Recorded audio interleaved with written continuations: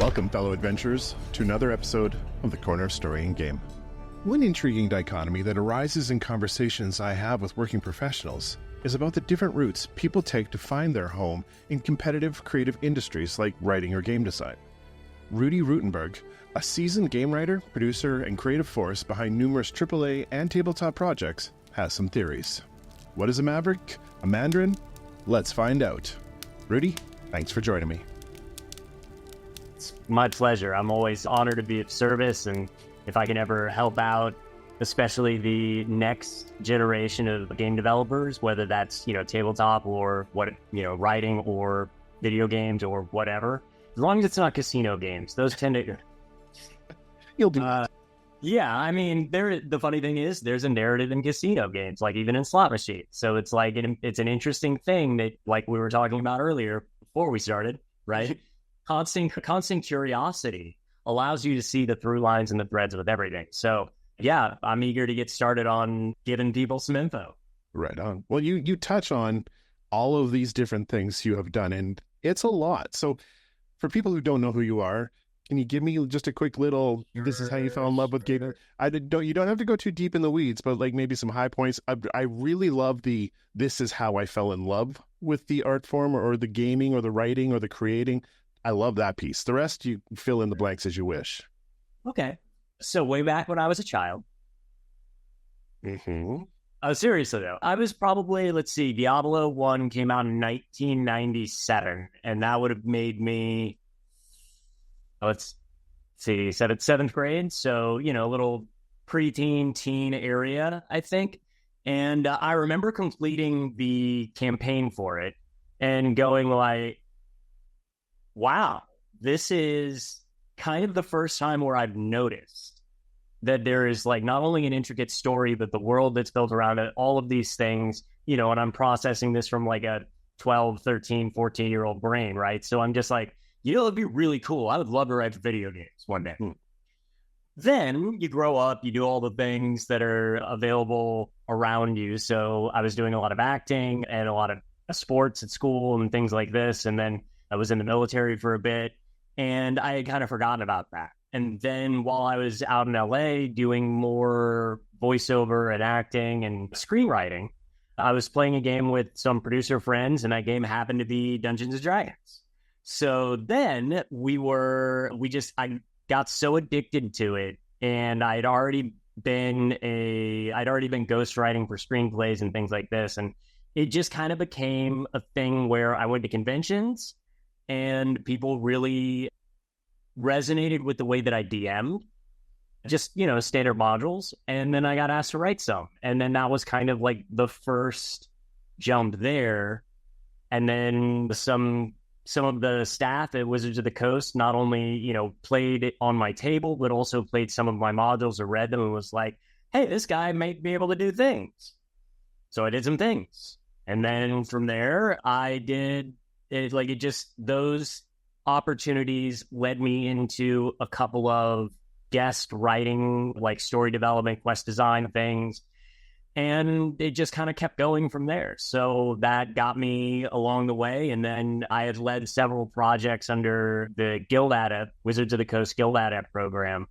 And I think my biggest team at one point was close to, I want to say, between 35 core members and 65 contributing members. So I got a lot of, I was the lead designer for it. I got a lot of experience with leading teams. And I found out that, yes, I love writing and I love the puzzle that game design ultimately is. Because we create puzzles for people to enjoy, but in a way, we're also creating our own puzzle and solving that, right?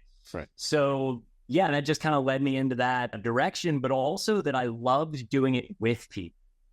And even more than writing on my own, I don't really actually love being in full control. I love to be the centerpiece where everything kind of comes in creatively, and we can disseminate the good ideas from the great ideas and figure out which ones are going to fit the narrative or the game design, well. That makes sense. You talk about wandering in and moving on to this and getting this opportunity, which leads us right into the topic of the day, which is this concept, this theory you've shared with me before, which I am 1000% on board with, this idea of Mavericks versus Mandarins. So, can you offer up your definition of the two terms in the context of the creative folks' career path? Set the stage for me here. What the conversation we had before about these two things. Okay, so this was something that was shared with me by another writer friend, and it's not necessarily built around writing or creativity, or it's really more of like a mindset. So, and you'll notice that if you kind of like look at your trajectory of what you've been doing or how you feel the most comfortable, it's kind of one of those things. And some people are very comfortable in a structure and with a specific path and without needing to deviate much.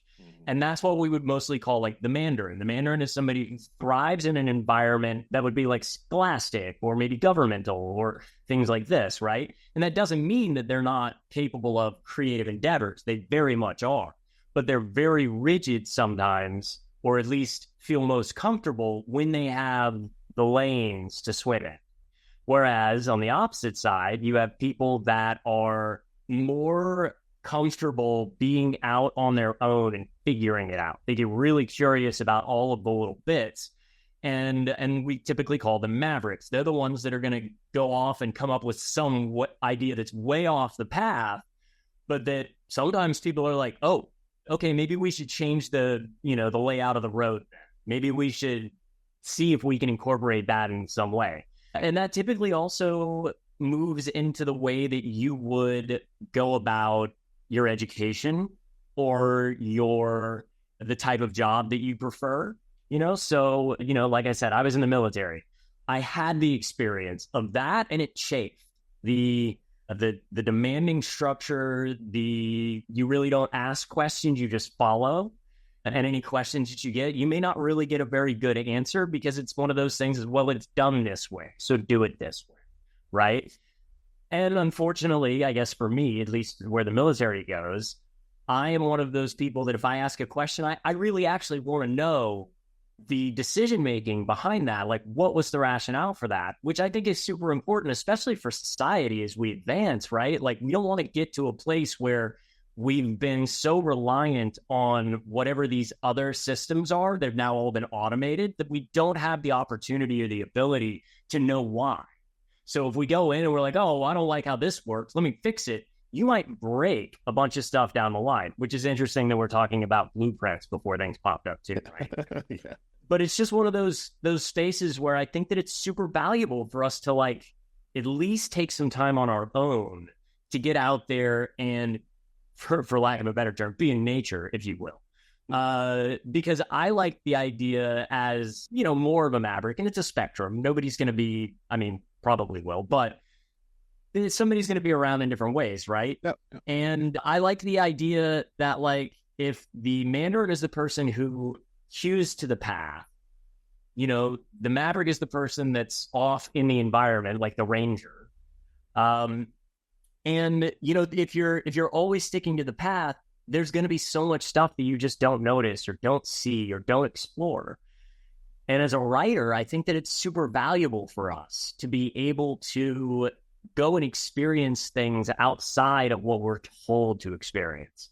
And this leads into the kind of the topic that we talked about, or the reasoning behind your podcast in general, is like to inform people of like the ways they can do things, right? And I guess that's for me to come in and say, you do not have to follow a curriculum. You do not have to do anything in a specific way to check your boxes and to get where you want to be. You can find your own path. You can be your own trailblazer, etc. And don't get caught up or have that anxiety around not doing it the exact way somebody else does. Because if you do, you may never find a better way, right? Or you may never understand why that path is the way that it is. And obviously there's always going to be reasons why we want to stick to a path, like, I don't know, a bridge. Like, okay, I don't need to go and be a maverick when it comes to getting across a gorge. There's a bridge. I will take the easy way, right? So it's up to every individual to figure it out for themselves about how they feel about any given requirement and to be curious and explore if there is a better way, or if no, that's somebody figured it out. That other Maverick got it there first. Right on. And along the way, whether somebody's starting out or somebody's at a crossroad, pivoting in the middle of their career, are there tools, are there techniques to help them figure out where they fall on that spectrum? And I would agree with you. It's not hard one or the other. You're somewhere in the middle. But how did you go about figuring out which one was right for you, where you fall?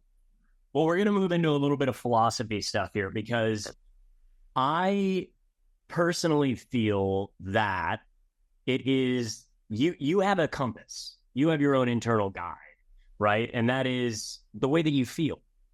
And if you feel good in a particular system, you know. And if you don't, you know that too. So it's really helpful to just kind of tune in. And if you feel a sense of anxiety, and anxiety can be good and bad, right? So it's like, if you feel that anxiety, all it is your body, your actual compass saying like, bing, bing, hey, take a look at this, right? It's like a metal detector. There's metal here. It may be a mine. It may not be. It could be a gold bar. But that is what makes you feel like, when you feel that, that's when you're saying like, hey, be curious now. So check in. Whenever you feel any amount of like raised adrenaline, extra heart pumps, whatever anxiety it is, don't just go, oh, that's anxiety, bad. Go, oh, that is interesting. Why? I think we've dug into this before, because I feel like the follow-up question to that naturally is, okay, and it's also getting into philosophy and self-awareness. What are some of the things we can do to level up our metal detector? Meditation? Are there tools, techniques, classes, things we could do? Let's go. Well, in the Maverick sense of things, I was never really, it never really felt right the way that we were taught. Psychology, sociology, philosophy, these things, right?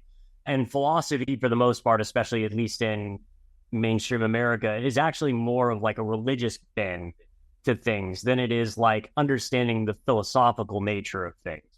So somebody that was really helpful for me was actually another Maverick, right? Alan Watts. And Alan Watts was basically the person that was able to break it down in an analytical way that my very analytical mind at that point could grasp.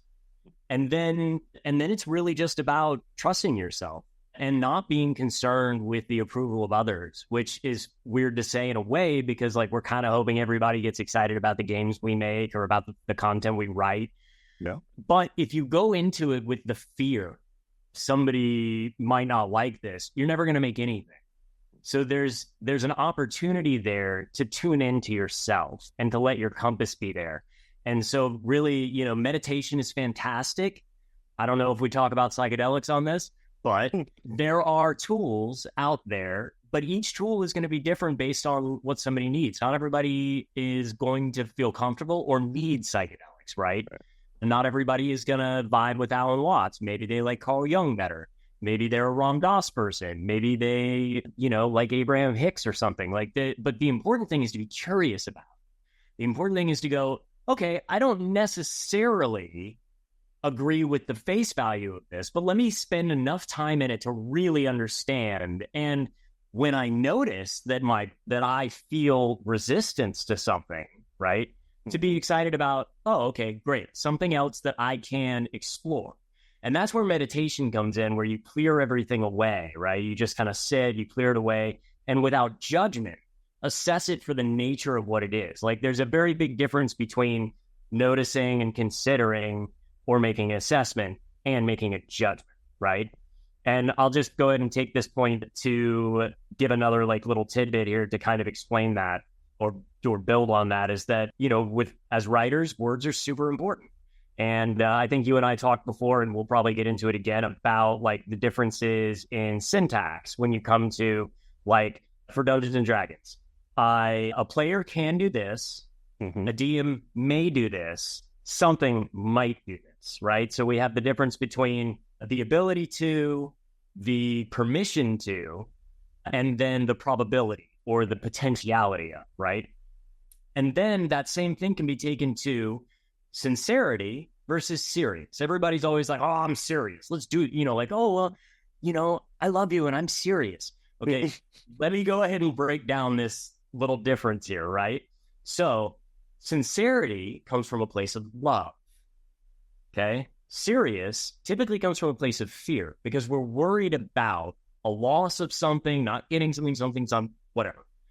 But if we are being thoughtful, especially when we like reflect back and we look at ourselves and how we're going through the thing, we want to be mindful that we are not serious about everything, because that ultimately is a judgment out of the gate.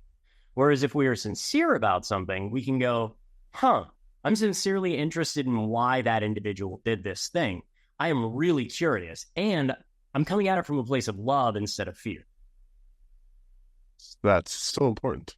And I think you hit it on the sense of wonder, the curiosity. I think you're right. That's probably the key to figuring all of that out, is just keep an open mind and explore and wander and have a good adventure, man. Go on a journey. Exactly. I mean, that's what we're here for, is to have the experience, right? Whether that is the experience of serving a deity or the experience of becoming more aware of the self and the surroundings, whatever it is, it's a journey. It's here to be an experience. For sure. So Mavericks kind of blaze their own trail, kind of wander off and explore, do it their way, find their way. Mandarins, they need a formula. They like structure, and there's nothing wrong with either one. They both have strengths and they both have weaknesses. But if you were to say to somebody who's very much in one camp, somebody who's very much a Maverick and somebody who's very much a Mandarin, what's the one lesson they should give each other? What's the one thing that should be traded? What does a hard Mandarin need to learn from a Maverick and vice versa?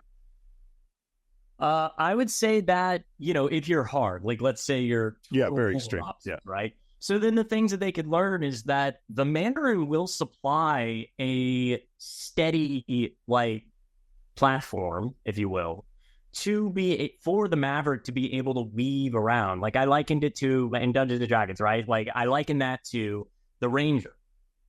So we all remember Lord of the Rings, most of us. And in that, Aragorn's a ranger, right? So Aragorn isn't hanging out with the party all the time. He's drifting off. He's going to explore. He's making sure the way is clear and safe and whatnot. And then if he notices something, he'll come back to the group and be like, hey, guys, so we have to deviate. There's a path. Like, this was the path. And the rest of the fellowship can be or maybe it's Boromir, is going like, no, this is the path. That's the road, blah, blah. Ranger Aragorn's like, well, we can go that way, but the orcs have blocked the road. So we go this way, let's do this. So it's really just a thing about collaboration and like being in teammates, and there's a level there where when you have in game design, somebody who is a Mandarin might be more apt to be an engineer.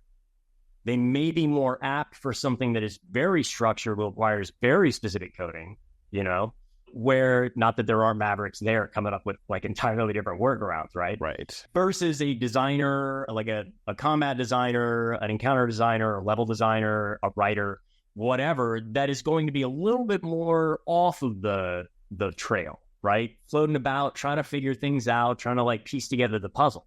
Whereas the engineer is more concerned in that space, or the Mandarin is more in space in that A to B. Like this is the line. This is where we need to be. So that really it would just be, they can teach each other to be open and provide safety nets for each other.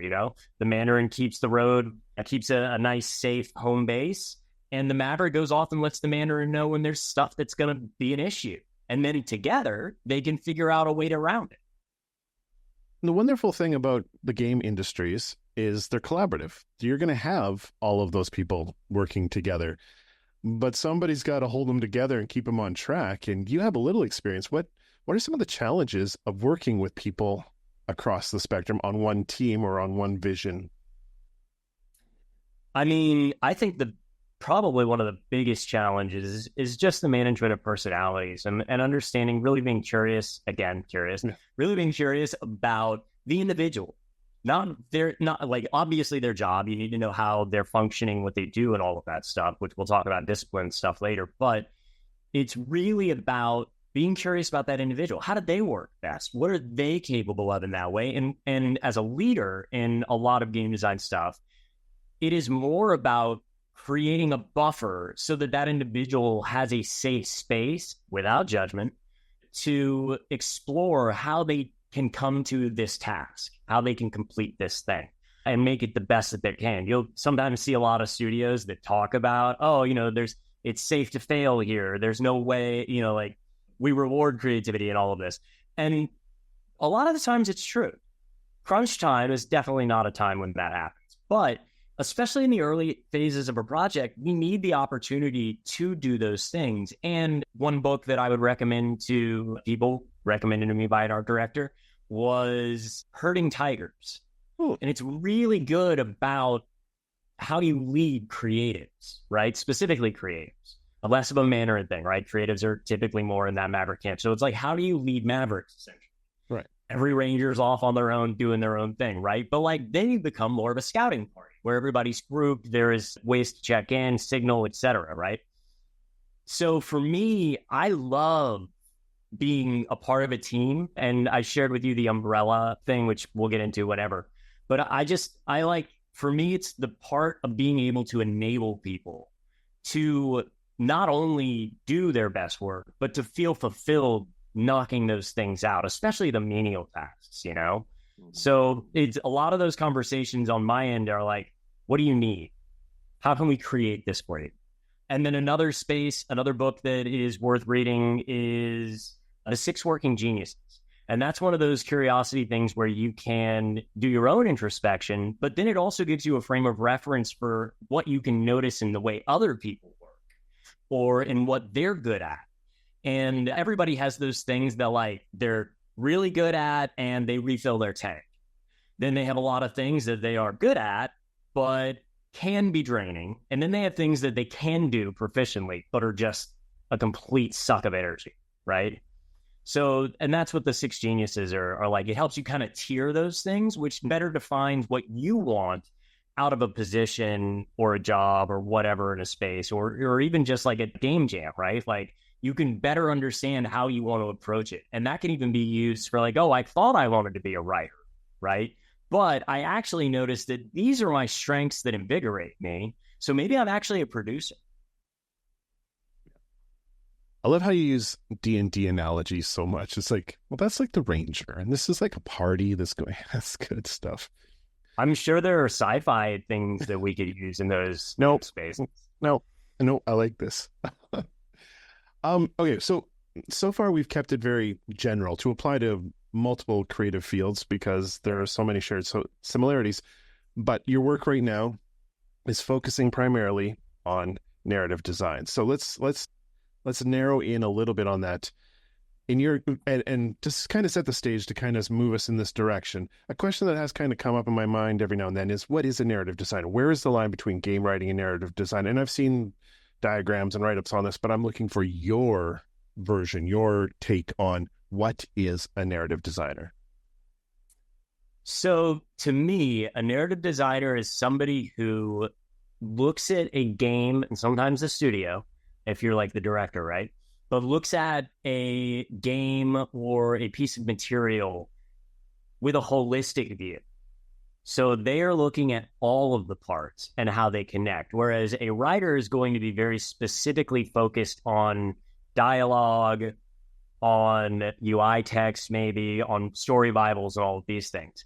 But it's the narrative designer who kind of takes that up an extra notch. And this is why I think that it's really typically the funnel goes from writer to narrative designer, is because we learn structure, story structure specifically, right? And for you people that are like, oh, Mandarin, these are things that are good to learn so that you know when it's safe to break them, right? Yes. But in those opportunities there, we have, as a narrative designer, the opportunity to look at elements of game design, whether it's a specific mechanic or ability or whatever, and then the writing elements, and to make sure that it all makes sense in the universe. It's also very much like being a dungeon master, right? As a dungeon master, your job is to maintain consistent physics, if you will, and psychology and sociology of the setting. So when you are delivering that message to a player, in order to make sure that everything is cohesive and a player doesn't go like, that's weird. They said fire doesn't exist here, but I can throw fireballs. That would be like a narrative designer going like, hey, so what are we going to do to make that mechanic actually make sense with the world? Or why is it important that that no fire exists? Is this like a chosen one thing where, okay, no fire did exist until the player, right? Because that's a feasible thing. And replace fire with any other, noun you want. But like the idea is just a narrative designer is there to holistically make sure that everything is cohesive. How much, because I've been on the topic a lot lately, how much of the world building and the lore building and the lore keeping falls to the narrative designer as opposed to handing it off to lore keepers and world builders? Like, I'm kind of curious, and it's completely off side tangent, but sure. So if you have a position for a lore master in your game, or if you were to say have a researcher, right?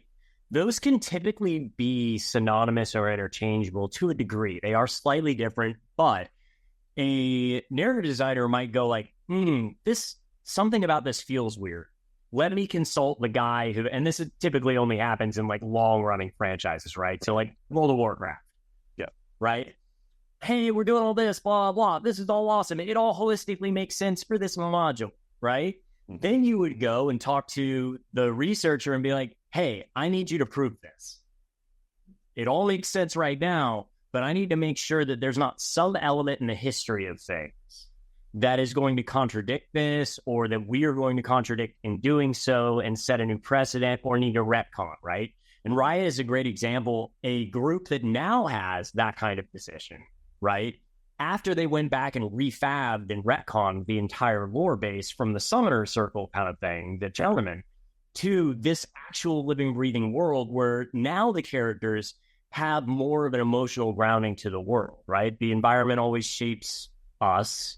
It shapes our characters equally, right? So that's where like the story Bible and the history of the world and all of these things come into play. So you might have a researcher or lore master who is actually more focused on world content and the history and lineage in the world than actually the narrative design process, because the lore master really doesn't care about the mechanics, right? But the writers will definitely need to consult with him and all.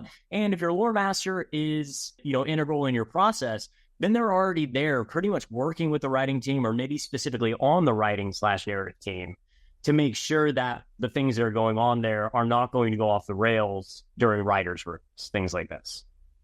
Brilliant. So this is also another reason why a dungeon master, or being a dungeon master in certain elements, sets you up in a really good way, because you'll also understand what is necessary from a lore perspective to keep straight. Smaller studios, the narrative designers doing the lore master bit too. Interesting. So the narrative designer is kind of like a weaver or magician who stands back and sees all these threads and how they intertwine, and then hands out pieces to people that he's working with. That's very good. Yeah. A weaver's a good one. A like composer in a way, somebody who's like mindful of like how the different instruments, if they are analogous to departments, right? How the different instruments will play in harmony with each other. Because if one goes flat when they're all supposed to be sharp, then that's gonna, cause some dissonance, some audio dissonance, which in our game would be narrative dissonance, right? Yeah. Cool. I love analogies. All right. Well, I got too many. I hope. Tangent. Got an analogy about analogies? Yeah. So like a narrative designer really is almost like a jack of all trades in a way. So for D&D, that would be like your bard, right? So your composer. Mm-hmm. And full circle. College of the Circle. Okay. So with all that in mind and the work that you're doing, have you seen instances where a Maverick has come in as a narrative designer, a game writer, or a Mandarin, and has done something that was really interesting, or in some way the path that they took influenced the creator they became in a really interesting way? I mean, yeah, there's opportunities kind of all over the place to find those things, especially some good place for a little bit of practice. Mm-hmm. is trying to create subclasses for D&D or something like this, because you have basically a skill tree, a structure already made, right? But then to thematically approach design from a space of, okay, so I know that if I do this, this, and this, that's going to be super overpowered. Nobody's going to have any fun except for the person playing, right? If I do these things, it's going to be underpowered. So learning to take those opportunities to see what the structure is, see what the Mandarins came up with, right? And all your basic, standard Ranger crap or whatever. And then like, oh, okay, well, how do you make the Planewalker version of this? Or how do you make the Swarm Keeper version of this? And how do we do it without breaking the rest of the game? And then that way you're really sitting in a narrative design position of going like, okay, the theme, right, matches the mechanics, and the stories are infinite based on those two things, or at least, I mean, sure, they're infinite in general, but in the space of like, we've got these two landmarks, right? We know the mechanics are going to be sound if we've designed them appropriately, judging them against the other ones. Mm-hmm. And we know that the theme is going to be appropriate, or at least differentiate itself enough from the rest of the class and its other subclasses.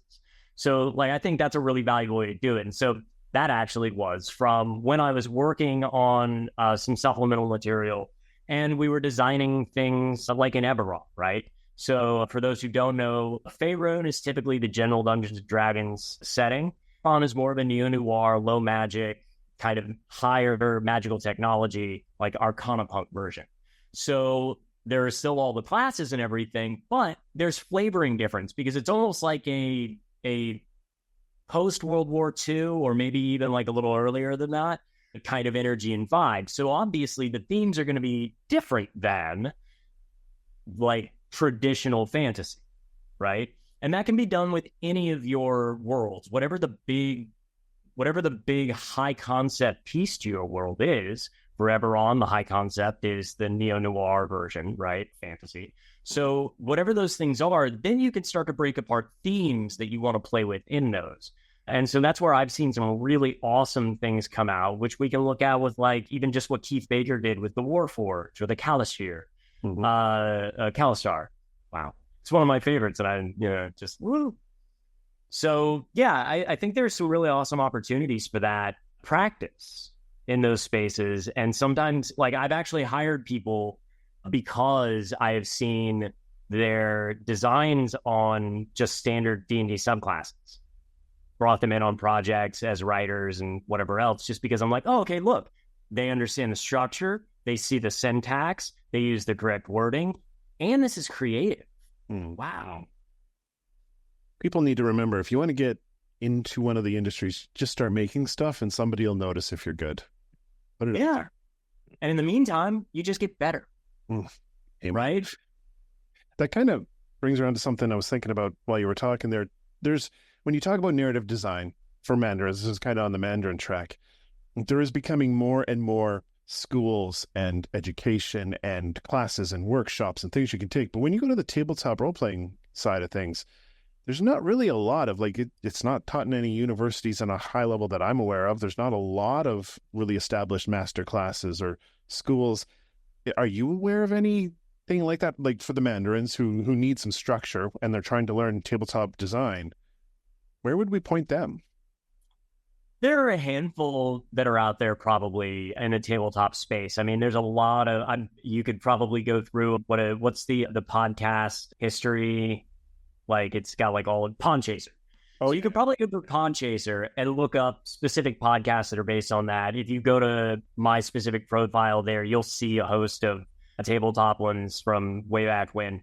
And then you can do some research on that. But YouTube, as you know, is a wonderful resource for finding people who are experts in the field that are happy to share what they know. And, again, it comes back to just being curious. Even if you are a Mandarin, if you're excited about something, that is curiosity. That's your focus. You're going to move into that. And you will continue to grow in your process of that until you become a curmudgeon and think you know it all, right? So as far as that Mandarin path of things, scholastically, I don't think there are but a handful maybe, and I'm not really familiar with any schools that teach that. But that's also because it's nowhere near the size of the industry. It's so much more of a segment than it is the $1 billion, $6 whatever, huge and growing constantly. So there's not that necessarily. But I will also have to say that a lot of universities do not do video game design very well, or they may not even have anybody on staff that's actually been in the industry. They just learned the Mandarin course and then felt like they could teach it, or they needed to teach it, because if you could be doing game design, right, that would be the thing that you would probably be doing. So there are a few programs that are out there. Specifically, I know in like LA, Florida, there's probably some up here in New York, where they have kind of adjunct professors who their full-time job is in game design, but they come in and do some of these other things, like teaching and guest lecturing and stuff. I do some of that. Nice. But the thing to be careful on, I think, is that there's a lot of these lately, a lot of these narrative design programs or writing programs for video games that are kind of popping up. And just be really thorough in your research about the instructors, about the amount of interaction the instructors have. Some of these courses have basically the instructor as a guest lecturer, but they don't actually review any of the content that you create. They've got other people doing it. So to me, that means that you're not actually getting that teaching from that individual, right? Because they're not going in to critique your stuff. And it's understandable to a degree, because if they're working full-time as a game designer or a writer or something like that, they're pretty slammed, right? But if you're going to pay a couple $1,000s for something, you're probably better going directly to somebody in the industry who is considered consistently working and just being like a mentee of them, which they're typically not going to charge you for anyway. But when it comes to reviewing materials or other things like that, if it's going to be on a consistent basis, I'm a firm believer in a appropriate exchange of energy. And that's negotiated between people, Is this what amount of energy in return, because money is just energy, right? So what amount of money in return is worth the energy that I put into the focus on your craft, And a lot of people out there are just, I'll do it. Yeah.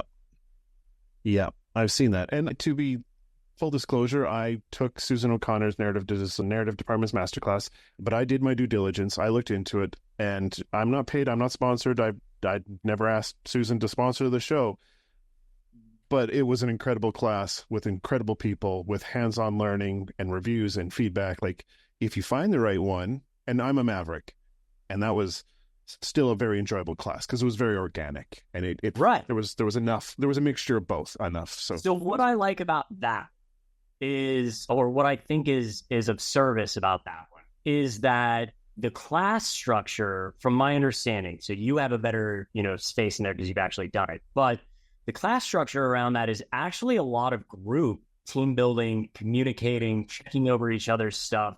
And there are a lot of actual working game professionals that do it. Like, I know John Ryan has done that class too. Yep. And if I were going to go take a class with it, I would want it to be with other people like John that are already good writers in their own right. They already know the structure. They've done their research. Coming in from a space of, I know nothing about this, right, is going to be a challenging thing. And you're going to always feel intimidated by those people instead of understanding that they're actually a resource of the class too. Yeah. If you're struggling, if you don't know how to do a thing, and all of your Google searching or your YouTube watching isn't giving you that answer, that's the appropriate time to go to somebody that actually has experience in there and go, okay, I can't find this. I have no idea where this is. Am I even is this even a plausible thing? Right? And they might say, oh yeah, this is actually a perspective you might want to take on that. Or this is something that has worked for me. Or no, why would you want to do that? And then you can explore it a little bit. Yeah, that's kind of the way I would look into finding, or I guess assessing those classes, is not only who the teachers are, but what does the curriculum look like? How much time will I get in class with other individuals, and who else is coming? Yeah. If you go and take a college course, you can be fairly confident that almost everybody there has zero experience in games. There you go. Except for maybe some teachers, right? I don't want a blanket statement. Hopefully. Yeah. Did I answer the question? You did, and that's honestly fantastic advice. Like, there's value right there, buddy. Thank you. Well, again, right, we're going to keep circling back to the curiosity thing. That's the name of the episode now. And these are the things that make it easier for you to make the most out of your Mandarin hood or your Maverick hood or whatever part of the spectrum you fall in, is that way at least you're making sure by being curious in the beginning, right? Measure twice, cut once. And that way you know that when you actually sit down to take that course, you feel confident. The feeling in your chest, right, is an excited one. It's good anxiety. As opposed to like you get halfway through the course and you're like, I don't like this. It doesn't feel right. I don't know that they know it. Like I brought up something that I know to be, from my other mentorships or like whatever, and they don't even know what that term is. Like now I'm a little bit worried. Yeah. And I just spent, 2 G's on this. Like, damn. Yep. Be curious, trust your gut. Yeah. But, and again, especially for a narrative designer, the measure twice or even thrice before you cut is super important, because we got to remember that there's scoping and timelines and all of these things, and anything that actually gets worked on, right? Like that's resources, that's man hour, that's things that you will not be able to put that energy or those assets to, those resources towards something else that could end up being a pivotal point of your game. Mm-hmm. But if you're off over here and you didn't actually think through it multiple times from different angles, then you may end up wasting those things. And that's time or money or whatever other form of energy that you're going to miss out on and you can't get back. I think that point starts to kind of bring it all together, because really what you're saying is game development is an industry built on a Mandarin structure, but requires people who are Mavericks in order to get better, expand, create interesting stories and games. Like the industry itself is kind of both.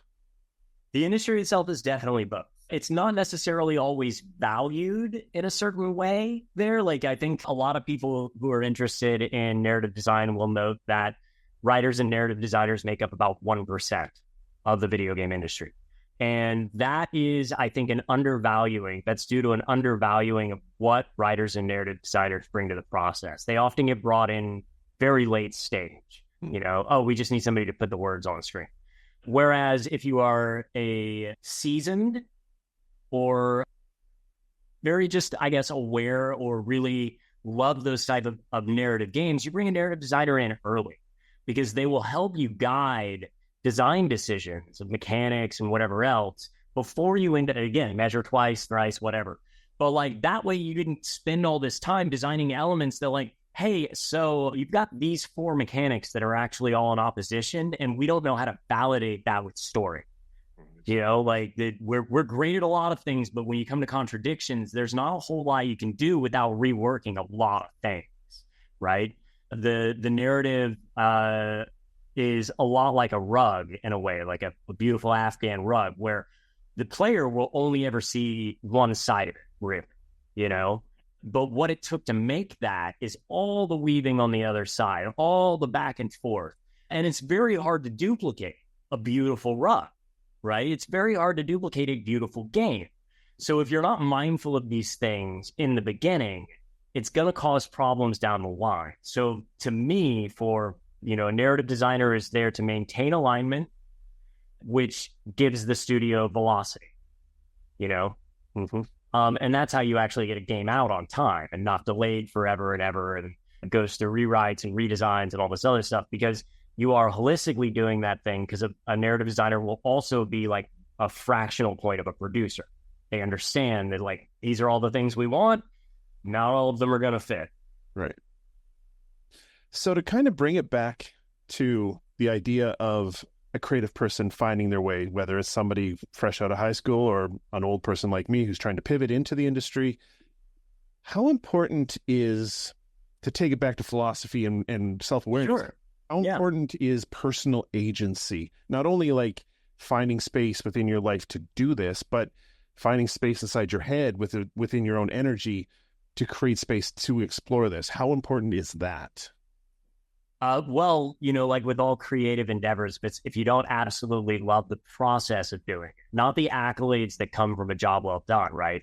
Or the money that's involved in a thing. But if it is something that you feel you must do in your life, that's the energy right here, right? When you come back to awareness and you notice and you're like, hey, I really don't want to do anything else with my life, and I'm willing to suffer for my art, if you will, right? Like I'm willing to go through lean periods or spend, a year between gigs, because that's really, any creative field is going to be feast or famine. You're going to have those times that you're constantly working and you're too busy and you stop remembering every bit of the different projects you're on. And then you're going to have those times where you're just sitting there going like,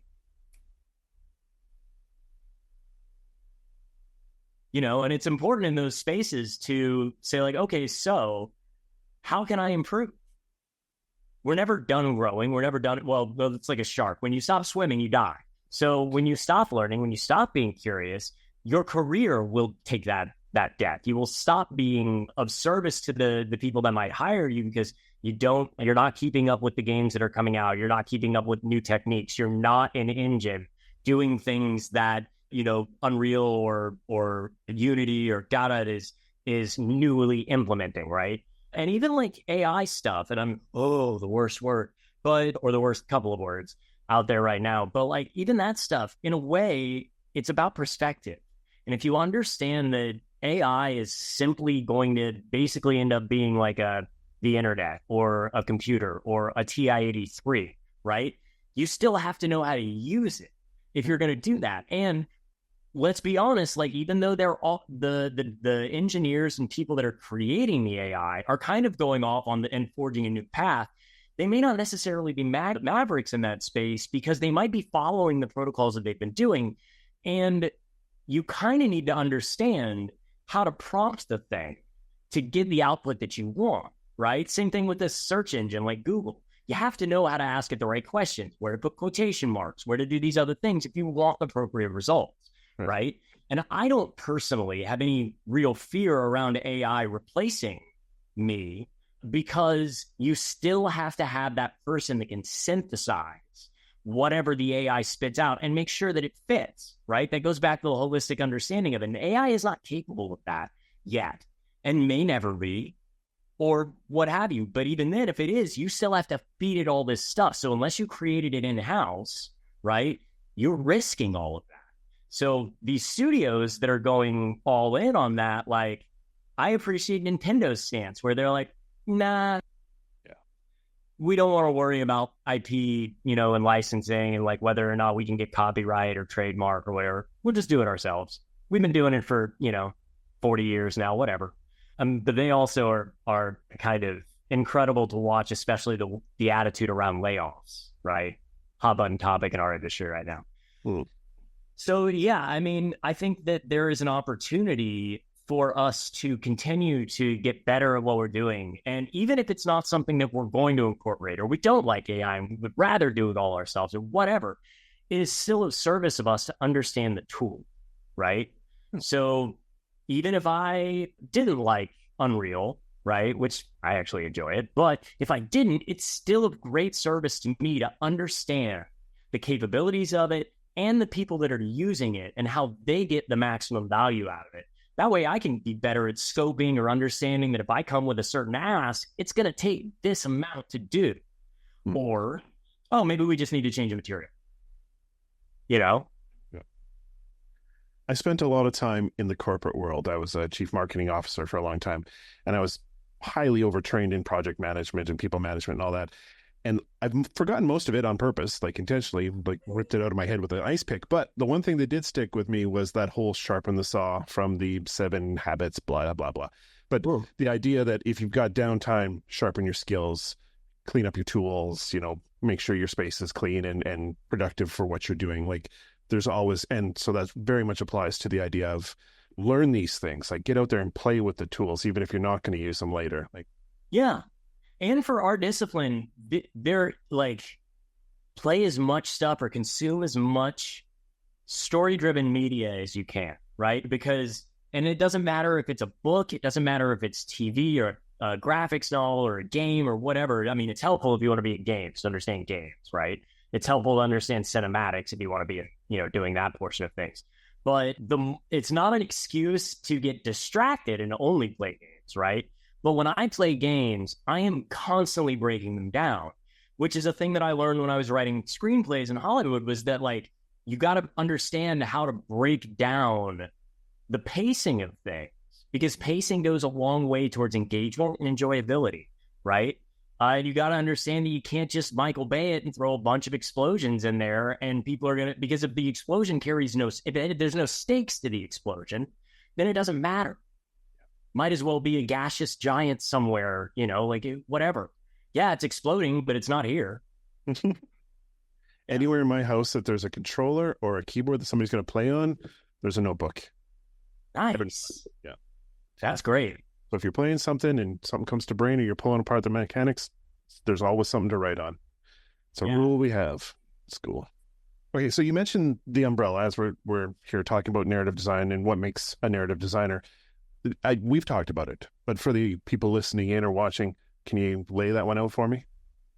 Yeah, absolutely. So for a narrative designer, if you were to take apart the anatomy of an umbrella, right, which is something you can easily Google, I would get the most complex one you can, but it's not necessary, right? But you don't want the one that's got like 4 notes. You want the one that basically has like a legend of maybe 10 or 15 things, because it's really going to give you the breakdown, right?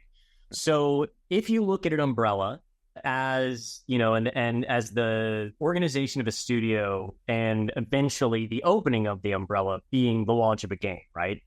Then you'll understand that there are essentially spokes, right? That all have to connect to a central point that is capped, has a top cap, which would be like your studio head or your game lead or whatever. And then the pipeline is there in the form of the shaft. And then you have the different spokes that all connect to a runner.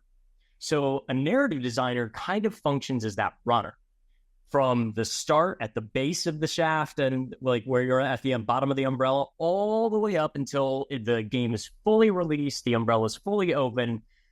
They are that connection point in the center, right? And that's not taking that away from the directors or the studio heads or anything like that. They're at the top, and really they should only be getting the information that's necessary for them to make guiding decisions on various things after it's kind of gone through your directors and everything like that, right? So that all comes to that central point.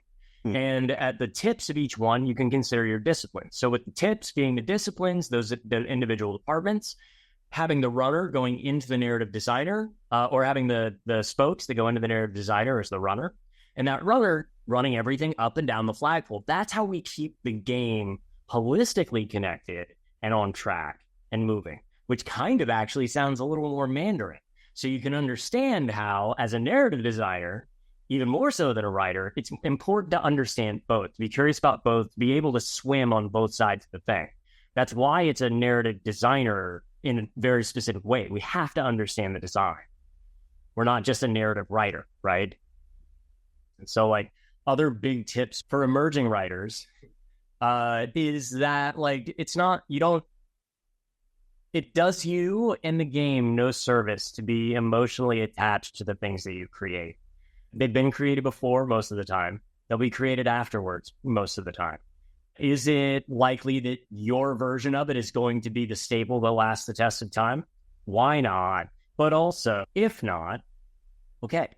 But when you're being paid to do these things, whether it's on contract or others, being attached to, no, it has to be this way, is not going to be of service to anybody. And if there's something that is in the game that you don't like already, or that the designers or directors aren't resonating with, have the other options. I always try to have 3 options in every scenario. And then I also have 3 baskets, and those are the idea baskets. Are you familiar with those? No, but hit me. So there's you can have this, right? That's when you first put out this idea or this piece of writing or whatever. And if it gets said, oh no, we're not gonna do that now, or like that's not, you put it in the second basket. And that second basket is well, if a problem arises and this could fix it, then maybe bring that out and say the thing, right? And if it gets rejected again, okay, it goes into the third basket. And that third basket is like break it in case of emergency. So like we've gone through all this other stuff, and you being the great writer or narrative designer in the beginning foresaw all of these issues, and you have the solution. And it's sitting there in the break of emergency space. And if that also happens and it gets rejected a third time, that actually goes into a fourth basket, which is your own personal filing cabinet for later use, for your own later use, because they clearly don't want it. So it's yours. Now, so you got to be mindful about IPs and other things like that. You can't go and make some sort of like tracer thing over here and try and sell it, right? If you were working for Blizzard and Overwatch. But there may be concepts from that you can be like, that were the important pieces to you in anyway. Yeah. So that's an important thing to be mindful of, is that like, just anytime something gets rejected, don't be emotionally attached to that.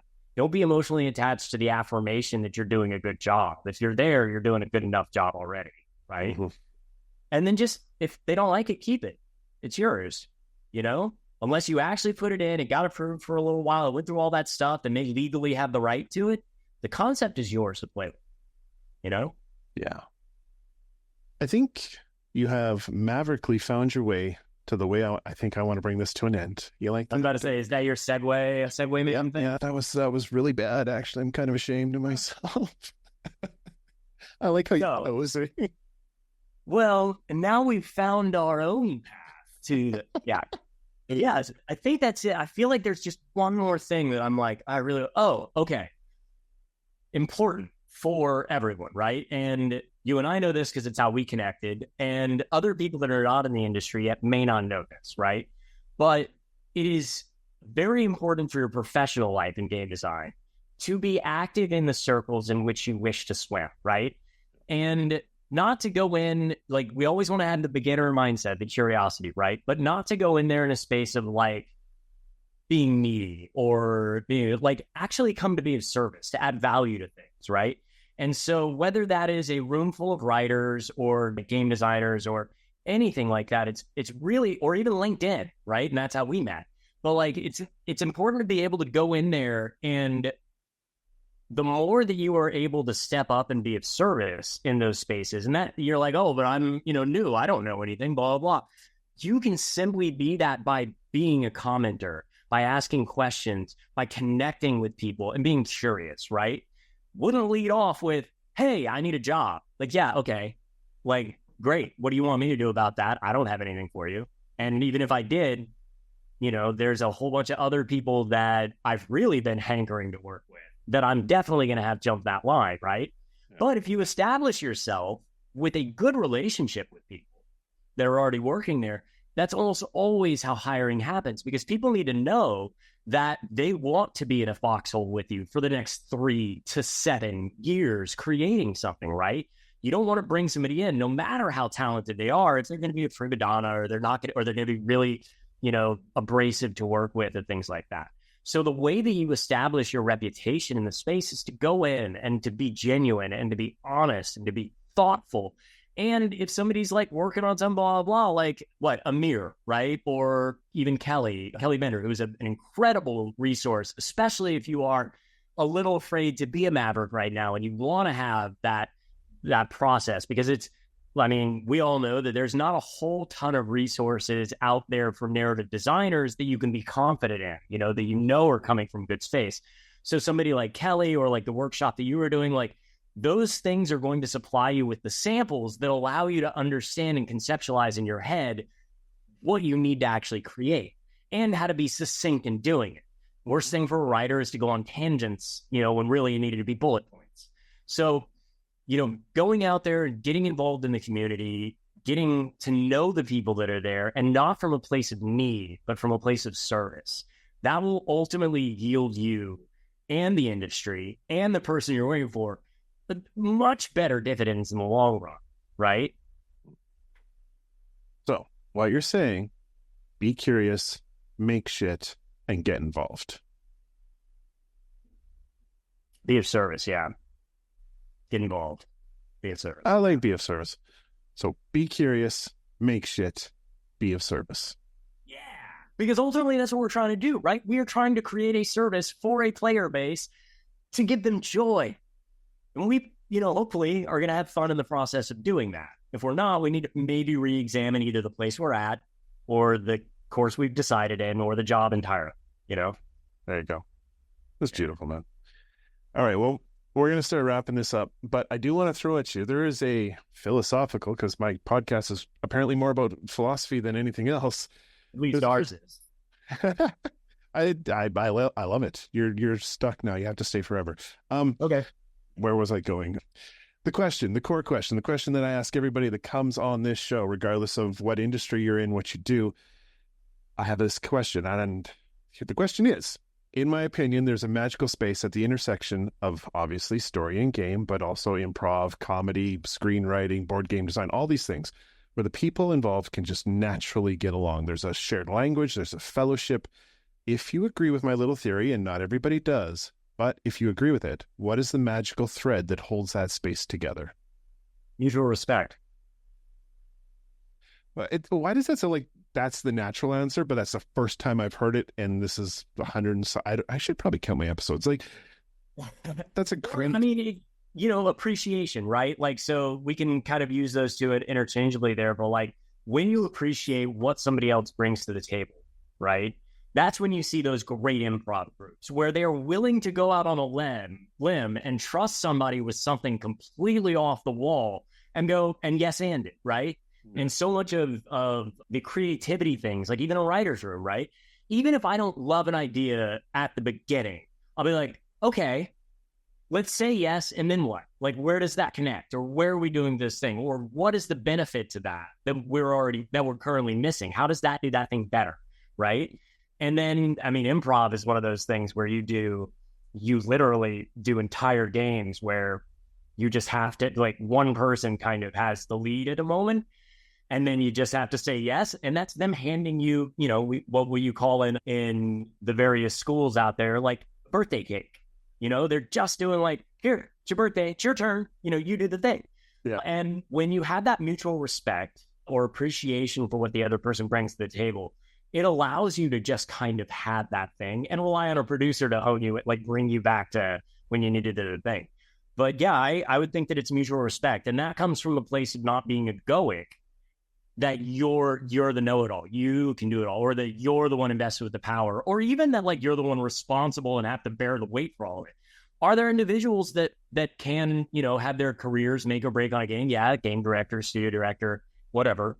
But in a space like that, it's really important to be mindful of the creativity that everybody else brings that you might not have the perspective around because you didn't grow up like they did, or you didn't grow, or you didn't have an experience they had, right? One of the things which I would never want to do again, but was very fortunate, I consider myself fortunate to have the experience of, is being deployed to the Middle East. Going to different countries that are not as developed as ours and having the experience around that to see how other people approach situations differently than how I would. And sometimes you go and you find a nugget that you take back with you and you're like, that's amazing, right? Like, for all of Western society's wonderful advancements and things, we still can't really help people without toxifying their systems when it comes to their own mental health or awareness. We literally went back multiple thousands of years to bring meditation or yoga or going back to the dawn of time with psychedelics. Like, these things are things that you would not necessarily have access to if you stay in one particular location and you don't broaden your experiences, right? Which is the same thing as like playing a bunch of video games. Get out there and have as many things that you can, because writers write what they know, designers design what they know.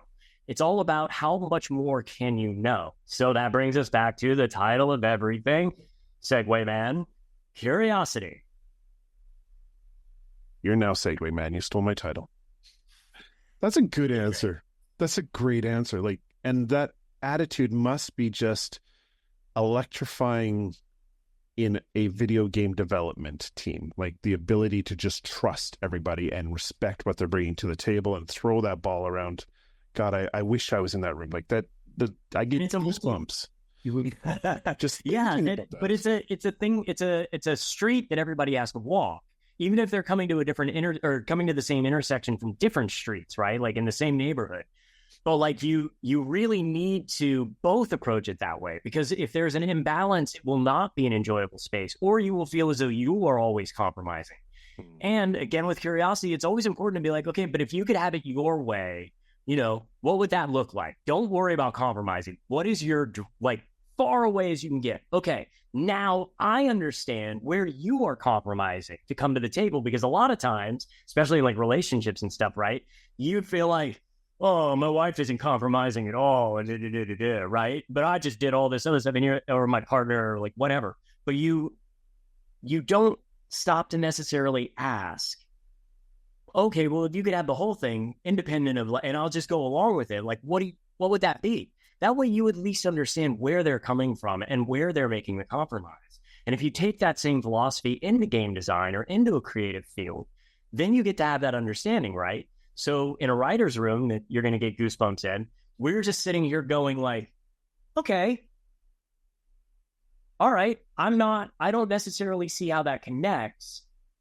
Where do you, like, spell it out for me? Like, let's go. Let's figure that out, because it does sound interesting, right? But the yes and or the no but, like, oh, okay, no, that's a little out of what we're doing, but we could weave a couple of threads in there from it. What do you think are the most important ones that would actually like complement this instead of taking us on a new direction? And as long as we're open and having those communication things, right, ultimately at some point, somebody's going to have to make an actual decision. And that'll always be your leads or like whatever, or directors or the space like that. But it is vitally important to the success of a game, especially one that is going to be something that, you know, like what, Hi-Fi Rush or like these big games that come out of indie studios where they actually took the time to develop it and they weren't worried about short-term gains for shareholders or for whatever, right? Like being in the creative process, loving that, which we talked about earlier, instead of loving the money or the industry or the whatever, the accolades, being there for that. That's when you get that really awesome magic that you're talking about, where a game cannot help but be played and experienced and gets known across the world, even though it had no marketing budget. Amen. Preach. All right. Well, we're going to have to bring this to a close here. But before we go, I would love to ask you some quick fire questions just to get to know you a little better. Just top of the mind. What are you reading right now? I got a handful of things. One of them is from a friend of mine who used to work at Larian, not as a writer. His name is Brian Norton. If you look for him on like Amazon or bookstores, it's Brian J. Norton. And he's a delightful dude that has the same kind of energy that we're, go back and forth. But he's written a series. He's, I think, just released the second one and is close to finishing the third one called Quest Academy, which is a lit RPG style book, right? So if you love mechanics for things, especially around like crafting systems and stuff like that, or like the world building of it, it's really interesting because he was a recruiter, So being able to see that literally that stuff can come from anywhere, and you don't discount anybody in your studio that might have a good idea. Those are really important things to be consistently up on. Other things like that I've got waiting to do is that I have not finished Black Company yet, or The Daughter's War, which I think just recently came out. Those are big ones that I'm excited to get. But I mean, my favorite that I will recommend probably until the day I die is Joe Abercrombie's First Law series. It is phenomenal, especially for character development in a space where there aren't necessarily heroes and everybody kind of is a villain in a way, but like it's really beautiful to see how the world interacts in a gritty way. It's very grimdark in that space, but like it's just very, you can understand the motivations behind people. He just does a really great job of that. And I talk about some of that in the Twisted Tales interview I did. I know you said quick rapid fire, but we're gonna, one more. The 6 Type of Working Genius that I recommended earlier. Yep. Let's see. The Herding Tigers, which I recommended. If you love conspiracy theory, and I think as a writer, you probably ought to. And I don't necessarily think this is even conspiracy theory, but like Techno-Feudalism by Giannis. There's no way I can pronounce his last name. He's Greek and an economist, and he writes this beautiful thing about basically how our world went through the stages of feudalism, and then now in the last recent span, it's just really become like almost fiefdom style, but via cloud, if you will. And we can see this playing itself out in the space of like Amazon or Apple or whatever, where you're renting space in their real estate, right? Yeah, that's probably going to be the beginning of the things that I would push the hardest. I also love Pierce Brown's fiction work, or James Hazelton, like The Will of Many is a really good magic system. Yeah. Oh, okay. Here are the other ones. To better empathize with your CEO, not to correct them, not to be anything else other than empathetic, or to learn how you can be a better one, right? The Five Temptations of the CEO, really good. Patrick Lencioni is a great author in a lot of these spaces. A lot of thought process goes into it. The Four Obsessions of Extraordinary Executive, and then the thing that breaks this beautiful goosebump kind of room that we've been talking about, or game studio, development, silos, right? Silos, Politics, and Turf Wars is the name of the book. And these are all just really great things to be mindful of as you're progressing. And then for narrative design specifically, Game Narrative Toolbox, the advanced version of it, there's some game writing ones. Eben Schlock, I think, has a really good one. They're basic. But also in those, remember that they were written in a certain period. Things evolve. Not everybody has time to go back and update their publications, right? So just understand that things do shift and change. So even if something you read in there, don't be too Mandarin rigid about it, right?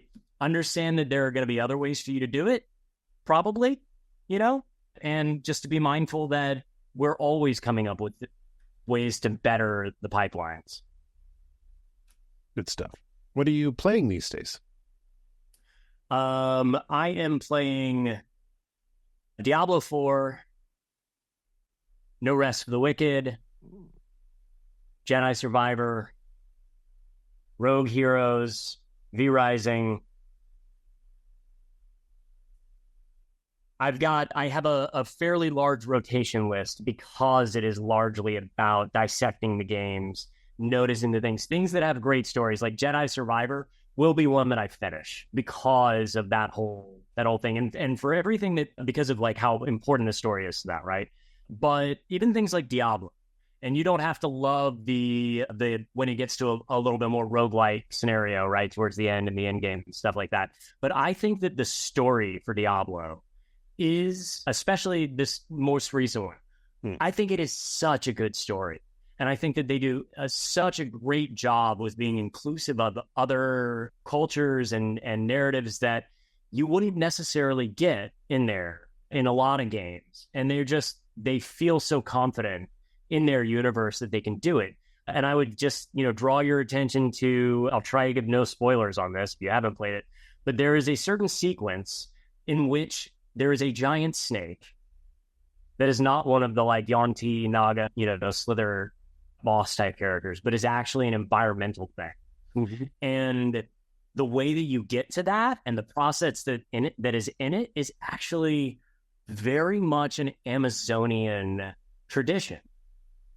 And so you can see how you can take things without appropriating it, right? There's a big difference between appreciation and appropriation, but how you can take things that are in the world, which we all do every day anyway, and infuse them into your writing in a way that is both thoughtful and respectful and of service, and perhaps creates a spark of imagination or creativity in somebody else to take that to the next level. And it doesn't do any disservice to the people that were there before. And, it's a game. We don't have to be so serious. It's when we can be sincere. Right. I just remembered the sequence you're talking about, and yeah, that was good. That is a really good game. I got to play this season still. I haven't started the season yet. I think it's over soon. This actually, I would say, mechanics wise, this season made a lot of it, because I didn't even play season 3.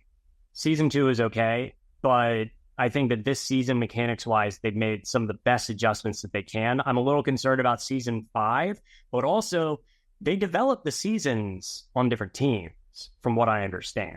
Oh, so season 2, good. Season 3, season 4, good. Season 5, some of the things that they have in that right now on the PTR are getting torn to shreds. And I don't know if that's because, the on-number team is handling those things or who's in charge, but like that should still have some cohesive rudder, if you will, between the teams. And I don't know if there's some communication issues going on, and maybe that's the case. But yeah, I'm excited for the expansion. Comes out in October. Yeah, that looks And good it too. seems to be very jungle themed. I just love that stuff. Very cool. All right, man. Let's bring it home with one last quick fire question. This one's a little tougher. Okay. If your essence was perfectly distilled down and then injected into a game, be that tabletop, digital, board game, whatever it is, what would the game and world be, and what would your race and class be? Oh, that just got a little bit more complicated in the space of things. So we're talking about if it was an RPG world. If you want a rapid fire question, I'm the guy that's going to break this down. I mean, it could be in Stardew Valley, but yeah, it could also be in favor. Where would you choose to put your essence, who you are, your personality, and what would the avatar look like? So what's the world around you with the mechanics and the magic or not magic or whatever? And what's the avatar? This one, I'm in it. We're doing it. This is my choice. Yeah, I am here. I apparently wake up and show up every day to have this experience. And I apparently chose this vessel, so like I'm having a good time in this one. Otherwise, I don't know. I'm stoked for the next one. I'm kind of in a flow state when I go into those things because I just allow it to unfold naturally. Such a Maverick. I kind of think that I love structure. I love those things. I have Virgo rising for a really long time in my chart there. And I hewed very closely to the process, which is probably where I got to be good at breaking down mechanics in D&D and game design and understanding syntax, right? But yeah, I really appreciate all of it. I just really appreciate that there are other people that are going to come from the design side that have more tips and tricks that I can learn. So this experience, this avatar, and then someday I'll play you. Hell of a ride. All right, buddy. Well, we're going to head for the door here. I do like to open up a little space. Is there anything you're working on or have worked on that you want to signal boost? Is there anywhere you want to point people to online? This is your spot to lay something out for me. Yeah, we're here to be of service, and I, am not a fan of self-aggrandizement in that way. And I know that that's not necessarily what we're talking about, but I would just much rather draw people's attention to things that are going to be of service to them, that if they're listening to this podcast. So do not hesitate to get on LinkedIn. Do not hesitate to reach out and talk to people.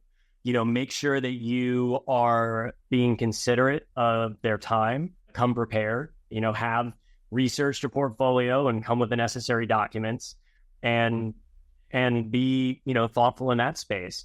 Otherwise, we covered most of the things that I would be really excited about. So what I'm going to promote is going to be this podcast. If you're curious about, the way that I write and some things that are in there, especially around development of character and world, I just had an interview with Twisted Tales. So you might be able to find some nuggets in there. You'll probably hear a lot of things that we talked about here. And if you are a game designer already and you're one of those people that isn't a complete newbie that has been in the industry for a little while, but is looking to diversify your toolkit or looking to get better at the thing, right? Every year, Epic does an Unreal Fellowship, and they accept people, like 50 people, I think, from the US, and then they have another one where it's 50 people from Europe, and they will teach you basically, it's a crash course, basically 3 weeks to a month, intensive, like 7 o'clock to 10 a.m. to 7 p.m. every day kind of thing, except the weekends. They're not taskmasters. But yeah, like I can't imagine that if you wanted to know more, to be a better writer or a better narrative designer or a better, producer, right? Then understanding the tools and engine. I'm not saying that when you come out of this, you're going to be a savant, right? But at least you will better appreciate what it requires from other people. And that's going to make you a better teammate in general. So if you're interested in widening your toolbox and you've been in the industry for a little bit, I would absolutely recommend applying there. Well, my friend, it is time for me to escort you out of my imaginary interplanar tavern. And as you head for the door, I'm wondering if you have some words of wisdom. I'm going to give you the last word. Be curious, right? I will say that a quick breakdown for writing, and you can even apply this to narrative design, but then you need to add in communication and formatting. But for writing, for me, the key percentages that make up your 100%, what you're looking for, right? 50% of what you do is probably going to be research. Okay. In varying degrees, based on the project, based on the research, your next big three that make up 30% are going to be philosophy, psychology, and sociology, and how you can apply those to whatever setting you're creating, right? About 5% is the actual, what we say is ass in chair writing. And then the rest of it, which I believe puts us into a 15%-ish area, is basically polishing, editing, going through and making sure that you're not contradicting yourself, like kind of doing research on your own stuff, right? And then if you were to expand that for narrative design, trim away a couple of those percentages and put them in there with understanding the communication and the pipelines, titles, and tools, so you got to have all of those things. But for writing, specifically that. And to give you an idea of why research is so big, the standard ruling that we all kind of like cleave to for writing is that the audience will really only ever see about 10% of what you create for the world, because you need to understand the relational environmental systems that happen in the background, whereas as long as it's consistent, they don't, unless you decide to make it a plot point. So these are just kind of the things to give you a better view onto that. And so studying all of those things, philosophy, sociology, psychology, obviously writing techniques, but also getting better at understanding how to do research to be efficient for you, not just talking to AI, not just talking to Google, right? But finding those fertile fields where the green grass grows, right? That's going to be the places that ultimately is going to serve you the best. And relationships, just in general. That's how we're here. Haha! The tavern's ectoplasmic wards are failing, and I'm going to have to run off and reinforce them before I have those spectral visitors again. Don't want that. But before I push you out the door, I want to say thank you again to Ruty for sharing your insights and wisdoms. That was a fun talk. And to you, dear listener, as always, thank you for taking a seat at the table. Until we meet each other again, keep creating, sharing, and exploring those worlds. Stay safe, Wanderer. Your chair will be ready by the fire the next time you stop in at the corner of Story and Game.